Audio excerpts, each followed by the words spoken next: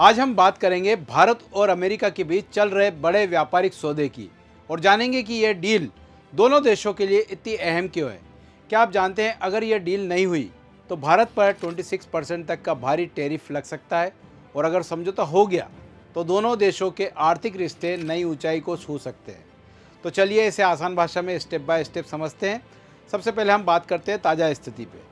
26 जून 2025 से वाशिंगटन में भारत और अमेरिका के बीच व्यापारिक समझौते पर निर्णायक बातचीत चल रही है, जिसकी डेडलाइन है 9 जुलाई 2025।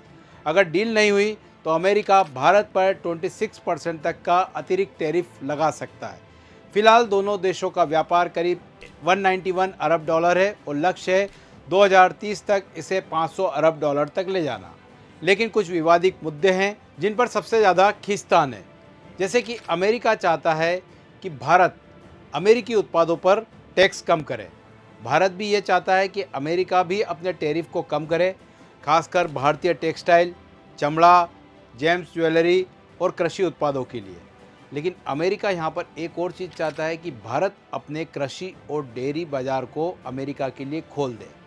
इससे भारत के 80 मिलियन छोटे छोटे किसानों की सुरक्षा खतरे में पड़ जाएगी और इसीलिए भारत चाह रहा है कि डेयरी सेक्टर को रेड लाइन माना जाए। इस डील में सबसे विवादित बात यही वाली है कि अमेरिका चाह रहा है कि डेयरी और एग्रीकल्चर सेक्टर में उसे भारत में किसी भी तरह से एंट्री मिल जाए। लेकिन अगर भारत ने ये एंट्री दे दी तो भारत की अर्थव्यवस्था के लिए ये गहरे संकट वाली बात हो सकती है, क्योंकि आज भी भारत में मैक्सिमम रोजगार इसी क्षेत्र से जनरेट होता है और अमेरिका को इसमें एंट्री मिल गई तो भारतीय किसान कहीं ना कहीं इस दौड़ में पिछड़ जाएंगे और भारत की अर्थव्यवस्था गहरे संकट में फंस सकती है। इसके अलावा अमेरिका ये भी चाहता है कि भारत इलेक्ट्रिक व्हीकल, शराब, मेडिकल उपकरणों पर भी टैरिफ कम करे और भारत अपने श्रम प्रधान क्षेत्रों के लिए कुछ रियायतें इसमें चाहता है।